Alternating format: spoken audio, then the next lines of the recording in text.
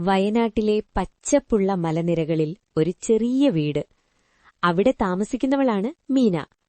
കുട്ടിക്കാലം മുതൽ അവൾ പ്രകൃതിയോടും ചിതറിപ്പോയ ജീവിതത്തോടും അടുത്തായിരുന്നു.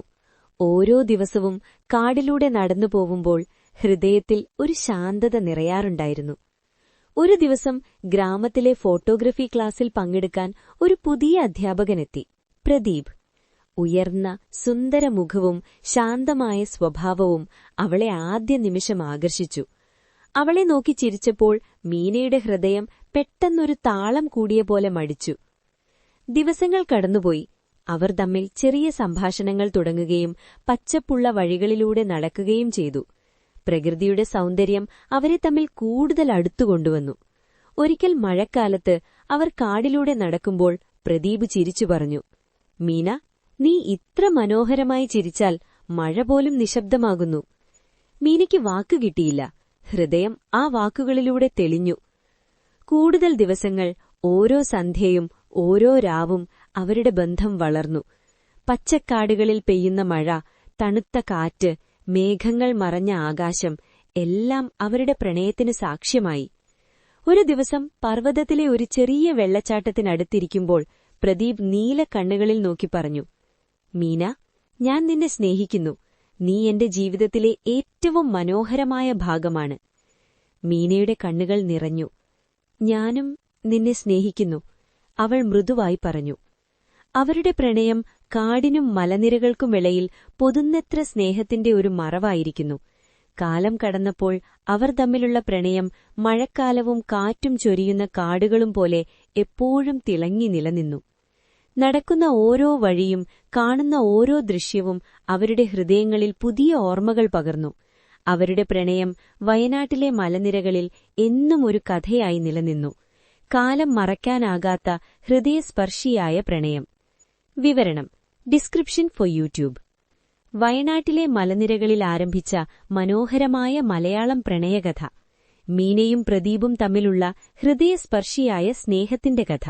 കൊച്ചിയിലെ ഒരു ചെറിയ കടലത്തീര ഗ്രാമത്തിൽ താമസിച്ചിരുന്നത് അനു. അവൾ ചെറുപ്പത്തിൽ കടലിനോട് വലിയ സ്നേഹം വളർത്തിയിരുന്നു. രാവിലെയും വൈകിട്ടും അവൾ കടലിലെ കല്ലുകളിലിരുന്ന് തിരമാലകളെ നോക്കി സ്വപ്നങ്ങൾ സൃഷ്ടിക്കാറുണ്ടായിരുന്നു. പക്ഷേ ഹൃദയത്തിൽ അവളുടെ പ്രണയം പൂർണ്ണമായി പൂത്തിട്ടില്ലായിരുന്നു. ഒരു ദിവസം അവളുടെ ഗ്രാമത്തിലേക്ക് ഒരു ഫോട്ടോഗ്രാഫി വർക്ക്ഷോപ്പ് എത്തി. അവിടെ എത്തിയത് രോഹിത്, ഒരു യുവ ഫോട്ടോഗ്രാഫർ. ആദ്യമായി അവൻ കടലിനോട് ചേർന്നൊരു ചിത്രമെടുക്കുമ്പോൾ അനുവിന്റെ ശ്രദ്ധ അയാളുടെ സൗന്ദര്യത്തിലേക്ക് പിടിച്ചു. "നീ എവിടെ നിന്നാണ് ഇത്ര മനോഹരമായ കടൽ കാണുന്നത്?" അവൾ ചോദിച്ചു. രോഹിത് ചിരിച്ചു. "ഇത് കടലിന്റെ സ്നേഹം തന്നെ. പക്ഷെ ഇതിന് സാക്ഷ്യം നിനക്കുണ്ടെന്ന് തോന്നി." അന്നുമുതൽ അവർ ഓരോ ദിവസവും കടലിലെ കല്ലുകളിൽ കൂടിയിരിക്കാൻ തുടങ്ങി. തിരമാലകൾ, ശബ്ദങ്ങൾ, കാറ്റ് എല്ലാം അവരുടെ ഇടയിൽ ഒരു നിശബ്ദ ബന്ധമായി. ദിവസങ്ങൾ കടന്നുപോയി. അവർ തമ്മിൽ സുഹൃത്തുക്കളല്ല, ഹൃദയബന്ധം വളർന്നു. ഒരു മഴയുള്ള വൈകുന്നേരം അവർ തിരമാലകളെ നോക്കിയിരിക്കുമ്പോൾ രോഹിത് അനുവിന്റെ കൈ പിടിച്ചു. "അനു, നീ എനിക്ക് വളരെ പ്രിയമാണ്. നീ കൂടെയുണ്ടെങ്കിൽ ലോകം പൂർണ്ണമാണ്," അയാൾ പറഞ്ഞു. അനു കണ്ണീരോടെ ചിരിച്ചു. "ഞാനും നിന്നെ സ്നേഹിക്കുന്നു.